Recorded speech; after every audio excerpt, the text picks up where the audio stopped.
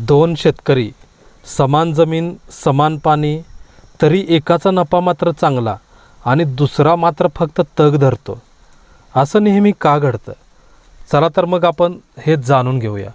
खरं तर हा दुसरा शेतकरी आपल्या कम्फर्ट झोनच्या बाहेर कधी येतच नाही आणि त्याच्या पुढचा जो दुसरा शेतकरी असतो तो मात्र महिन्यातून एकदाच काम करतो, परंतु त्याचं मात्र उत्पादन हे त्याच्या शेजाऱ्यापेक्षा नक्कीच जादा असतं. असं का होतं? चला तर मग ह्याचं निश्चित कारण आपण जाणून घेऊया. खरं तर आपण कांडी लावण करणार असेल तर कांडीखाली रासायनिक खत हे पडलंच पाहिजे, तरच तुम्ही कांडी लावण करा. त्यानंतर 1.5 महिना झाल्याशिवाय अजिबात खत टाकायचं नाही. नाहीतर उगाच दुसऱ्या शेतकऱ्यासारखं ऊस उगवून आल्यावर वितभर आल्यावर खत टाकतो.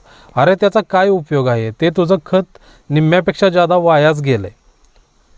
त्यानंतर जो चांगला शेतकरी असतो तो डायरेक्ट बाळभरीलाच खत टाकतो, म्हणजे 3.5 महिन्यानं, आणि त्यानंतर डायरेक्ट मोठ्या भरीलाच म्हणजे 4.5 महिन्यानंच खतं टाकतो.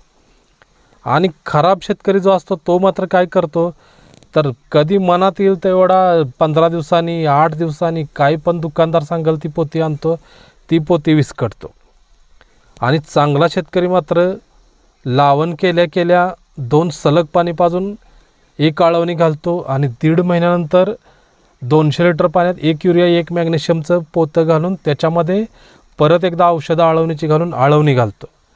आणि ज्या शेतकऱ्याला काही समजतच नसतं तो मात्र कोणीही काहीही सांगेल ते आणून वरचेवर शेतात टाकत असतो. तरी पण त्याला असं वाटतं की शेजाऱ्याचा ऊस माझ्यापेक्षा चांगला आहे, मग आणि खतं टाकतो. तरी पण वाटतं शेजाऱ्याचा ऊस माझ्यापेक्षा चांगला आहे आणि खतं टाकतो.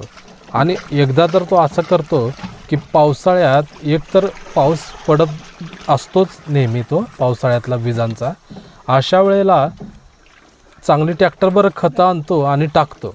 आणि मोठा पाऊस आला की ह्याची सगळी खतं जाऊन पडतात त्या शेजाऱ्याच्या दुसऱ्या शेतकऱ्याच्या शेतातच. परत आणि त्या शेतकऱ्याचा ऊस चांगला येतो. म्हणजेच हा वर्षभर नुसता 5, 6, 7 वेळा खतच टाकत बसतो, दर फाण्याला रासायनिक खतं टाकत बसतो. आता तर मात्र ह्याला शक्य होणार नाही, कारण आता काय होणार आहे तर आता खतांचेच दर वाढलेत किंवा वाढणारच आहेत, कारण युद्ध चालू आहेत.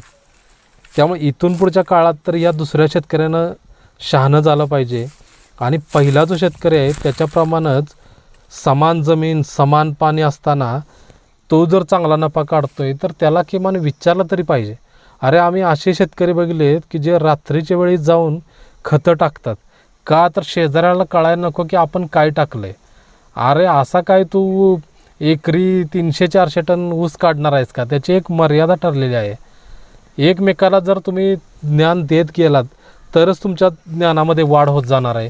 आणि ही जबाबदारी नैतिकतेनं आम्ही घेऊन ऊर्जा इंडस्ट्रीज या यूट्यूब चॅनलद्वारे फ्रीमध्ये व्हिडिओ देतो आहे.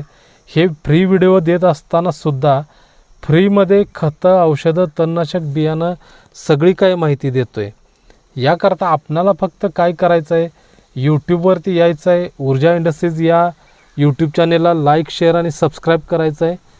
तुमच्या घर बसल्या तुमच्या घरात ऊर्जा इंडस्ट्रीजची औषधं एकरी फक्त 2850 रुपयेमध्ये घरपोच होणार आहेत. आणि त्या औषधांची सुद्धा ऊर्जा इंडस्ट्रीद्वारे गॅरंटी घेतलीच जाणार आहे. याकरताच जर या शेतकऱ्यासारखं आपल्याला होऊन द्यायचं नसेल तर मात्र या चॅनेलला लाईक, शेअर आणि सबस्क्राईब मात्र नक्कीच करायचं आहे. नमस्ते.